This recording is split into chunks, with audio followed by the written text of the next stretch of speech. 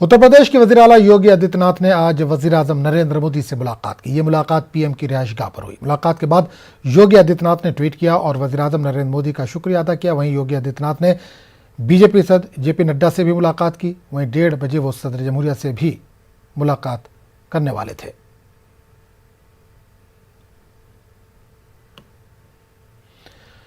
PM Narendra Modi और योगी आदित्यनाथ के बीच अनबन की खबरों के हवाले से एनसीपी लीडर नवाब मलिक ने रद्दमल का इजहार किया। इन्होंने कहा है कि बीजेपी कोरोना वबा के दौरान की नाकामियों पर पर्दा डालने के लिए ये सब कुछ कर रही है। साथ ही इन्होंने कहा कि इस बार यूपी में भी बीजेपी की हार होगी। कई दिनों से लगातार खबरें हैं कि योगी जी और मोदी जी के बीच में मनमुटाव है। हमें लगता है कि कोविड की नाकामी छुपाने के लिए एक सोची समझी रणनीति के तहत ये सारी चीज़ें प्लान की गई ताकि कोविड में गंगा में प्रभावित लाशों की खबर दब जाए, मरने वालों पे चर्चा बंद हो जाए। सारी नाकामियों को ढकने के लिए बीजेपी ने ये पूरी तरह से एक प्लान बनाया है। कितना भी कर ले भारतीय जनता पार्टी, जिस तरह से उत्तर प्रदेश में 4.5 साल का कार्यकाल रहा, योगी जी का कार्यकाल सिर्फ घृणा नफरत फैलाने वाला रहा। कोई भी ऐसी योजना जिससे आम जनता को फायदा हुआ हो, ऐसा कुछ भी नहीं कर पाए। कोविड में पूरी तरह से नाकाम रहे। सिर्फ सरकारी खजाने से बड़े बड़े विज्ञापन उन्होंने चलाए। हमें लगता है बीजेपी ये समझ चुकी है कि भारतीय जनता पार्टी यूपी में हारेगी। इसी को लेके वे चिंतित हैं। हमें लगता है कितना भी कर लें, हार उत्तर प्रदेश में निश्चित है। असेंबली इंतखाबात के बाद भी मगरबी बंगाल में सियासत गर्म है। इस बीच खबर आ रही है कि मुकुल राय बीजेपी का साथ छोड़ सकते हैं और दोबारा टीएमसी में शामिल हो सकते हैं। जराये के हवाले से खबर गर्दिश कर रही है मुकुल राय अपने फर्जंद के साथ टीएमसी में शमूलियत इख्तियार कर सकते हैं। इस दौरान मुकुल राय की ममता बनर्जी से मुलाकात हो सकती है। दोनों की बातचीत में बागी लीडरान को टीएमसी में शामिल करने पर भी बातचीत हो सकती है।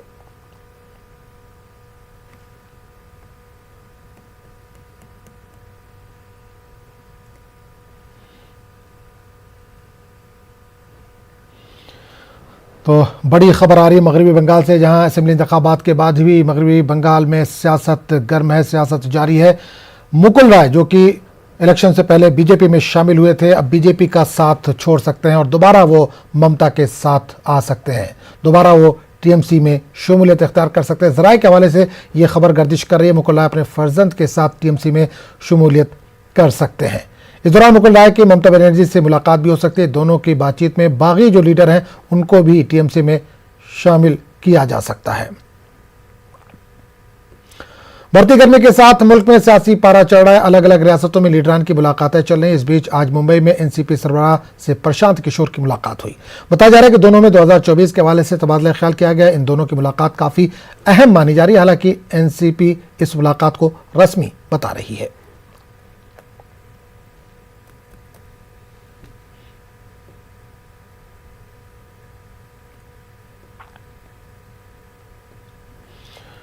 लक्षद्वीप पुलिस ने जुमेरात के रोज समाजी कारकुन और फिल्म अदाकारा आयशा सुल्ताना के खिलाफ मुल्क से गद्दारी का केस दर्ज किया है। आयशा सुल्ताना ने कहा था कि मरकज लक्षद्वीप में यूनियन टेरिटरी के मुंतजिम प्रफुल्ल पटेल को बायो वेपन की तरह इस्तेमाल कर रही है। बीजेपी के लक्षद्वीप यूनिट के सदर सी अब्दुल कादिर हाजी की शिकायत के बुनियाद पर यह मुकदमा पुलिस स्टेशन में दर्ज किया गया। एक फिल्म पेशेवर आयशा इस्लाहात और मुजवजा कानून साजी के खिलाफ मुहिमों में सरफहरिस्त रही, जिसने लक्षद्वीप और केरला में तूफान बर्पा कर दिया।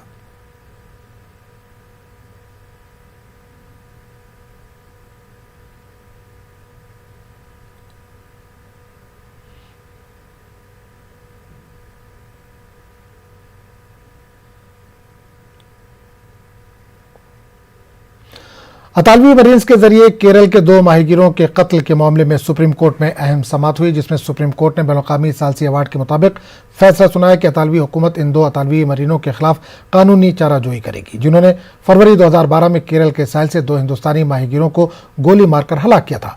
अदालत उज़्मा का मजीद कहना है कि वह अतालवी हुकूमत की तरफ से माहीगीरों के अहले खाना को दी जाने वाली 10 करोड़ रुपए मुआवजे की फराहमी के बारे में 15 जून को एक ऑर्डर भी पास करेगा।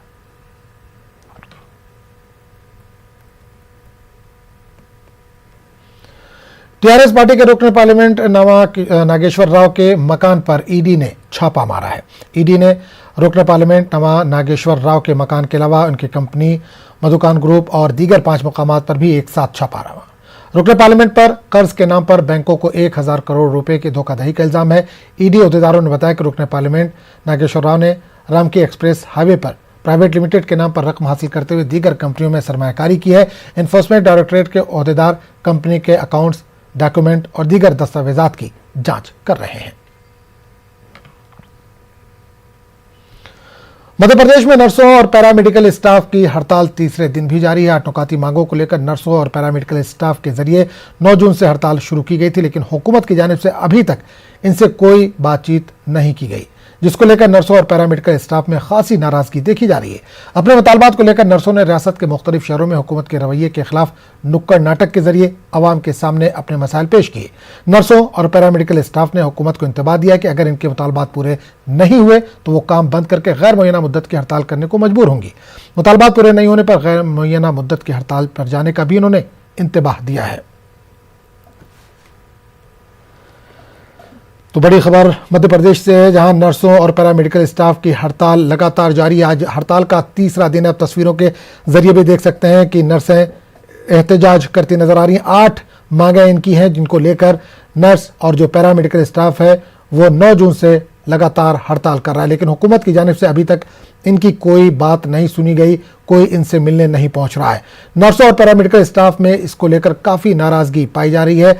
अपने मुतालबात को लेकर नर्सों ने रियासत के मुख्तलिफ शहरों में हुकूमत के रवैये के खिलाफ नुक्कड़ नाटक भी किया, ताकि अवाम के सामने वो अपने मसाइल को पेश कर सके। नर्सों और पैरामेडिकल स्टाफ ने हुकूमत को मुतनब्बे किया है कि अगर उनके मुतालबात पूरे नहीं हुए तो वो काम को बंद कर देंगे और गैर मुअय्यना मुद्दत की हड़ताल पर चले जाएंगे।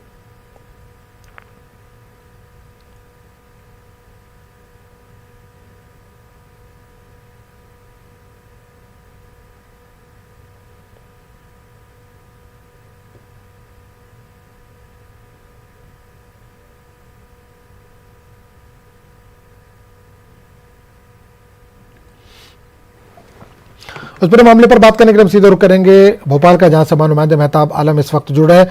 मेहताब, नर्सों का जो लगातार एहतजाज जारी है, 9 तारीख से लोग एहतजाज पर है, लेकिन सरकार की तरफ से कोई बात करने नहीं पहुंचा इनके पास अभी। आदम, अभी तक जो है इस मामले में वही तातुल बरकरार है कि हुकूमत की तरफ से कोई भी बात करने के लिए नहीं पहुंचा और नर्सों के एहतजाज में शिद्दत बढ़ती जा रही है। आज नर्सों ने जगह जगह पर निकलकर नुक्कड़ नाटक किया और नुक्कड़ नाटक के जरिए बताने की कोशिश की गुज़िश्ता 11 सालों से वो अपने मुतालबात को लेकर किस किस तरह से भटक रही है। और हुकूमत कभी जो है मालियात में भेज देती है, कभी महकमा सेहत में जब उनका मामला जाता है, कभी जो है अलग अलग शोबों के वो चक्कर लगा रहे हैं।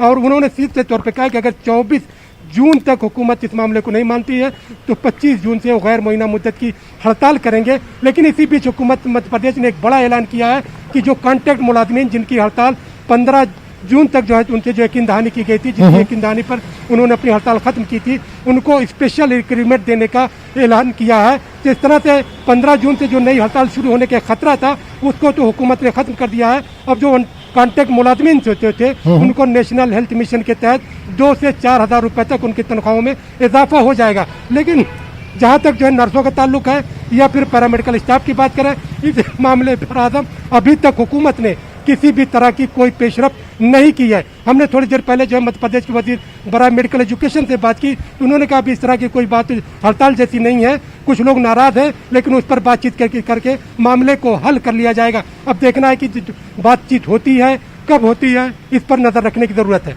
चलिए मेहताब, बहुत बहुत शुक्रिया इस तमाम जानकारी के लिए। सरकारी तेल कंपनियों ने आज फिर पेट्रोल और डीजल की कीमतों में इजाफा किया। पेट्रोल 29 पैसे तो डीजल 28 पैसे फी लीटर महंगा हुआ। मुल्क के कई अजला में पेट्रोल की कीमत 100 रुपये से तजावुज कर गई है। राजस्थान के श्रीगंगानगर में पेट्रोल और डीजल की कीमत रिकॉर्ड सतह पर पहुंच गई है, जहां पेट्रोल 107 रुपये और डीजल करीब 100 रुपये लीटर फरोख्त हो रहा है। वहीं सनअती राजधानी मुंबई में पेट्रोल 102 रुपये जबकि डीजल 94 रुपये के पार पहुंच गया है। वादे कि पेट्रोल और डीजल की कीमतों में इस साल 47 बार इजाफा किया गया है। वहीं आलमी मंडी में खाम तेल फी बैरल 72 रुपये 33 पैसे पर कारोबार कर रहा है। मुल्क भर में पेट्रोल और डीजल की कीमतें आसमान छू रही हैं, जिसके खिलाफ कांग्रेस पार्टी ने आज एहतजाज की कॉल दी और मुख्तलिफ शहरों में कांग्रेस पार्टी एहतजाजी मुजाहरा कर रही है। इस दौरान मरकजी हुकूमत के खिलाफ नारेबाजी की जा रही है। टीवी स्क्रीन पर आप 4 मुख्तलिफ शहरों में हुए एहतजाज की तस्वीरें देख सकते हैं, जहां दिल्ली, जयपुर, बेंगलुरु और हैदराबाद में एहतजाज किया जा रहा है। दिल्ली में पेट्रोल डीजल की बढ़ती कीमतों के हवाले से कांग्रेस का एहतजाज फीका रहा। इस हवाले से दिल्ली से हमारे नुमाइंदा रंजीता झा ने जायजा लिया। कोरोना महामारी के बीच देश में पेट्रोल और डीजल के दामों में लगातार बढ़ोतरी हो रही है। इस बढ़ोतरी के विरोध में मुख्य विपक्षी पार्टी कांग्रेस ने प्रदर्शन किया। आज देश भर में कांग्रेस का प्रदर्शन हुआ है। ये सिंबॉलिक प्रोटेस्ट का आह्वान किया गया था। कांग्रेस के संगठन महासचिव केसी वेणुगोपाल ने कहा कि पूरे देश में प्रदर्शन होना चाहिए। जिला स्तर पर भी पेट्रोल पंप पर एक सिंबॉलिक प्रोटेस्ट किया गया और सरकार से ये अपील की गई कि जो बढ़े हुए दाम है वो वापस ले। पेट्रोल के दाम कई ऐसी जगह है, राज्य है जहां 100 से पार हो चुके हैं और डीजल के दामों में भी लगातार बढ़ोतरी हो रही है। लेकिन दिल्ली सहित सभी राज्यों में अगर प्रदर्शन की बात करें तो कांग्रेस का ये प्रदर्शन फीका रहा। दिल्ली के एक पेट्रोल पंप पे हम मौजूद हैं और बड़े नेताओं को कहा गया था कि वो यहाँ भी पहुँचेंगे, लेकिन यहाँ पूरी तैयारी होने के बावजूद भी नेताओं को ना तो यहाँ परमिशन दिया गया पेट्रोल पंप के पास प्रदर्शन करने का। इसी तरह की स्थिति अलग अलग राज्यों में भी देखी गई और दिल्ली के विभिन्न पेट्रोल पंप पर भी देखी गई। तो कुल मिलाकर आज का जो ये कांग्रेस का प्रदर्शन रहा पेट्रोल और डीजल के बढ़े हुए दाम को लेकर, वो दिल्ली सहित कई राज्यों में फीका नजर आया। कैमरा पर्सन सोनू के साथ Ranjita Jha, news 18 network. Petrol और डीजल की कीमतों में इजाफे के खिलाफ बेंगलुरु में कांग्रेस के कारकुनों ने जगह जगह एहतजाज किया। शहर के फ्रीजर टाउन में कांग्रेस के अक़लियती शोबे के तहत मरकजी हुकूमत के खिलाफ धरना दिया गया। अक़लियती शोबे के रियासती सदर वाई सईद अहमद ने कहा कि मोदी हुकूमत ने अवाम की परेशानियों को कम करने के बजाय कई गुना बढ़ा दिया है। बेंगलुरु नॉर्थ जिले के अक़लियती शोबे के सदर फारूक पाशा, कांग्रेस पार्टी के तर्जुमान नागराज यादव ने मोदी हुकूमत को अवाम मुखालिफ करार दिया। वादरे के बेंगलुरु में आज फी लीटर पेट्रोल की कीमत 99 रुपये 11 पैसे मुकर्रर की गई है। बीजेपी सरकार खाली इलेक्शन में लगी हुई है। ना महामारी की फिक्र है, ना बीमारी की फिक्र है, ना गरीबों की फिक्र है, ना जो चढ़ते हुए रेट्स की फिक्र है, कुछ भी फिक्र नहीं है। तो इसके लिए हम लोग रोड पे उतर आए हैं। इंशाल्लाह जब तक मोदी सरकार नीचे नहीं आएंगी, मोदी सरकार रिजाइन नहीं करेगी, हम लोग करते ही रहेंगे, हम लोग करते रहेंगे इंशाल्लाह। मनमोहन सिंह के टाइम पे जब पेट्रोल सिर्फ 55 रुपये हुआ था, 55 रुपये, तो इन्होंने सारे हिंदुस्तान में बवाल मचा दिया। अब 100 रुपये हुआ है तो हम क्यों खामोश बैठेंगे। हम लोग को मालूम है वो गरीब का खिलाफ का डिसीजन ले रहा है और पेट्रोल और डीजल पर 100 रुपीज़ तक लेकर जाके है। ये इनका बीजेपी का अचीवमेंट है। इसका खिलाफ हम फाइट करना चाहिए और गरीब के खिलाफ कोई रहे तभी डेमोक्रेसी में वो आवाज़ उठाना चाहिए करके हम लोग कांग्रेस वाला आज रोड में धरना और जयपुर में Congress leader Sachin Pilot petrol diesel के खिलाफ एहतजाज में शामिल हुए। इन्होंने हुकूमत के खिलाफ इजहार ख्याल करते हुए कहा कि मोदी हुकूमत को पेट्रोल डीजल के दाम कम करने होंगे। जिस तरह से अपोजिशन के दबाव में पूरे मुल्क में वैक्सीन मुफ्त करनी पड़ी। दूसरी तरफ सचिन पायलट ने उन अटकलों को भी खारिज कर दिया जिसमें कहा जा रहा था कि वो बीजेपी में शामिल हो सकते हैं।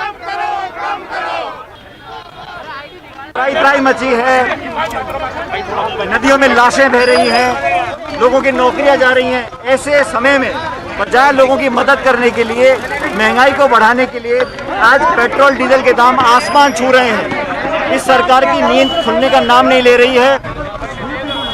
खाना पकाने वाला गैस सिलेंडर, उसके क्या दाम है आज। कांग्रेस के राज में जब अंतर्राष्ट्रीय तेल के दाम बढ़े थे तब भी हम लोगों ने कभी दाम बढ़ने नहीं दिए। आज 100 रुपए के पार हो गया पेट्रोल डीजल, लगभग 1000 रुपए का गैस का सिलेंडर है। पूरे देश में आज कांग्रेस कार्यकर्ता हर पेट्रोल पंप पर जाकर इस सरकार की नींद खोलने का काम कर रहे हैं। मुझे पूरा विश्वास है जैसे तमाम विपक्ष के लोगों ने, कांग्रेस के नेताओं कार्यकर्ताओं ने दबाव बनाया वैक्सीन को लेकर, जो प्रधानमंत्री जी को अपना रोल बैक करना पड़ा और अंत में घोषणा करनी पड़ी कि फ्री वैक्सीन लगाई जाएगी, उसी तरह मुझे पूरा विश्वास है कि दबाव बनेगा और केंद्र सरकार को रोल बैक करना पड़ेगा, पेट्रोल डीजल के दाम कम करने पड़ेंगे। सवाल है कि रीता बहुगुणा जोशी ने कहा है कि आप कंफर्टेबल नहीं है कांग्रेस में, बीजेपी में जल्दी आ सकते हैं आप। किसने क्या बोला? रीता बहुगुणा जोशी ने कहा है कि आप कंफर्टेबल नहीं है कांग्रेस में, आप आ सकते हैं बीजेपी। मैंने भी सुना। रीटा बहुगुणा जोशी ने जो कहा कि सचिन से बात करी है, हो सकता है ना सचिन तेंदुलकर से बात करी हो, मेरे से बात करने की हिम्मत नहीं है।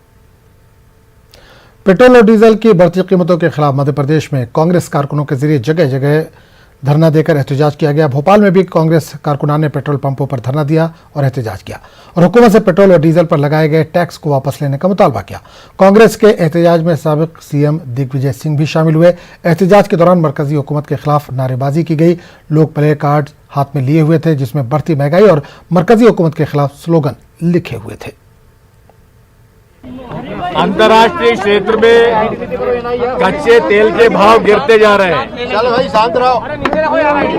और भारत के उपभोक्ताओं के लिए पेट्रोल डीजल के भाव बढ़ते जा रहे हैं।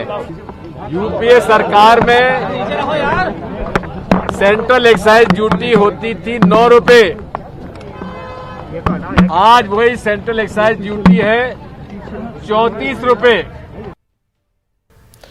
वहीं बीजेपी ने कांग्रेस के एहतजाज को ढोंग से ताबीर किया है। वजीर दाखिला डॉक्टर निरुत्तम मिश्रा ने कांग्रेस के एहतजाज पर तंज करते हुए कहा कि ये वही कांग्रेस है जिसने मंशूर में पेट्रोल और डीजल की कीमतों में कमी करने का वादा किया था, मगर कमलनाथ की हुकूमत में पेट्रोल और डीजल की कीमतों में इजाफा ही किया गया।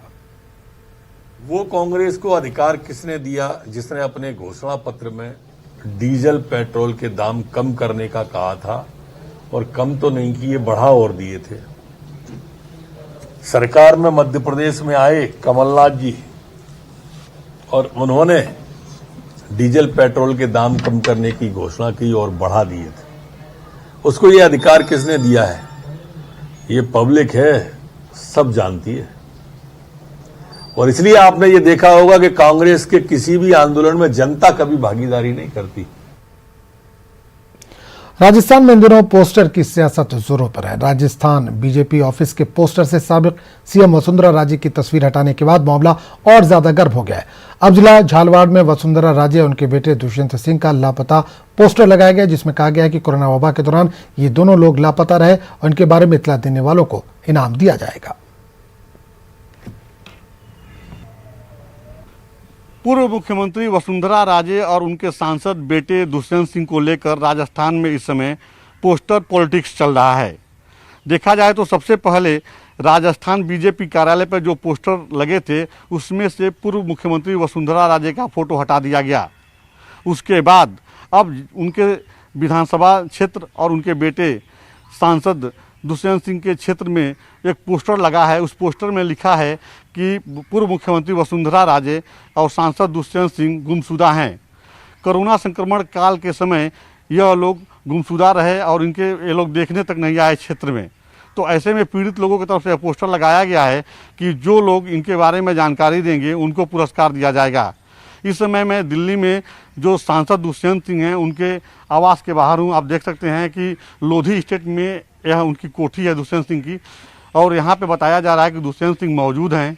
चूँकि दुष्यंत सिंह अंदर हैं, लोगों के द्वारा जो उनके लोग हैं उनको मैसेज दे रहे हैं, लेकिन उनसे जब मैंने मिलने के लिए कहा तो बताया गया कि वह मीटिंग में गए हुए हैं। मीटिंग से आने के बाद जब समय वो देंगे तो आपसे मुलाकात करा दी जाएगी। तो जो गुमशुदा होने की बात सामने आ रही थी, तो एक बात तो साफ हो गया कि सांसद दुष्यंत सिंह जो झालावाड़ के 12 संसदीय क्षेत्र से सांसद हैं, वो राजस्थान में नहीं है, दिल्ली में मौजूद हैं, अपने आवास पर मौजूद हैं। और अब हम चलेंगे विधायक और पूर्व मुख्यमंत्री वसुंधरा राजे के आवास पे, क्योंकि वो जब दिल्ली आती हैं तो सिंधिया विला में रुकती हैं। तो चलेंगे सिंधिया विला, देखते हैं कि वहाँ पे वसुंधरा राजे मौजूद हैं या राजस्थान में इस समय मौजूद हैं। अब मैं पहुँच गया हूँ दिल्ली के लेखा विहार स्थित Scindia villa.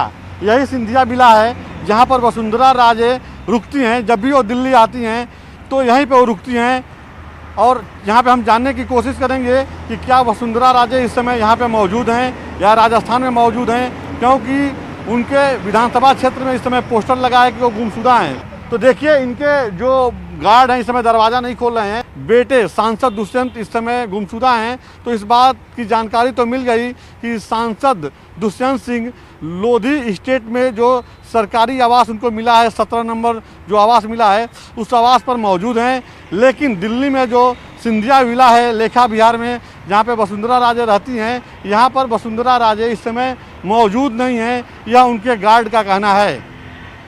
Camera person Vipin Rai के साथ Rajiv Tiwari, news 18 Delhi. Network 18 federal bank Sanjeevani गाड़ी पूरे मुल्क में कोरोना वायरस से मुतासरा अजला में गश्त कर रही है। वैक्सीन की अहमियत के हवाले से बेदारी लाने की हमारी कोशिशों को आपकी तायद की अशद ज़रूरत है। आइए एक नज़र डालते हैं संजीवनी गाड़ियाँ किन किन इलाकों में मौजूद हैं।